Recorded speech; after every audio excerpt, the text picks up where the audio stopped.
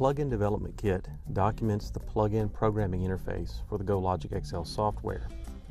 Installing the PDK creates a folder which contains full documentation and several example projects which can be modified to suit your needs. The documentation file which is installed is named GoLogicXL PDK.txt and is found in the Docs folder. Each GoLogicXL plugin is simply a Windows Dynamic Link Library, or DLL file, which adheres to the rules described by the PDK.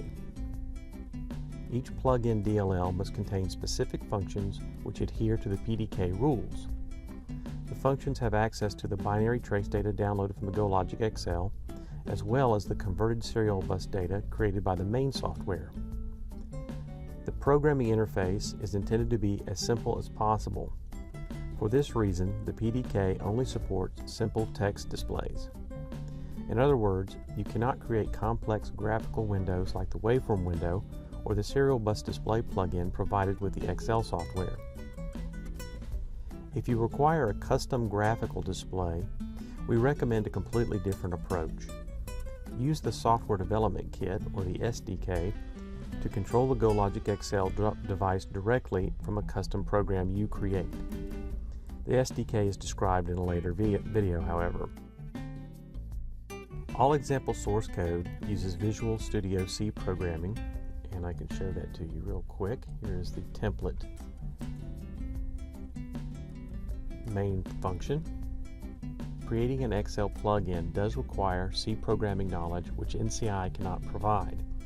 But if you are comfortable with basic concepts like arrays, structs, and pointers, then the example code will be self-explanatory.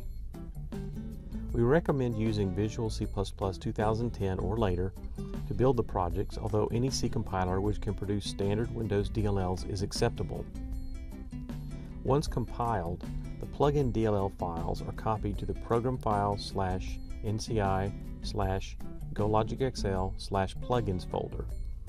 And I have those available. Here is the program files folder. The program files x86 is for 32-bit programs. The program files alone is the 64-bit. And you cannot mix and match 32-bit and 64-bit DLLs with the main executable. But the path is easy to remember. NCI, GoLogicXL, and this is the folder where you've installed the software. It doesn't actually matter where you put it on your hard drive.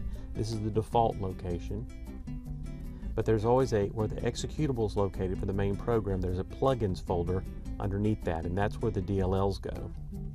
And as you can see, I have the free serial bus display and FFT DLLs already in here, and I've also copied 4 of the example Plugin Development Kit DLLs. I compiled these and then copied them into this folder. The PDK path has the example folders. Each of these is a project, and I went in, for example, into the custom protocol folder. Here's the source code. I went into the 64-bit release, and then I copied the DLL into this folder here, and here's the file.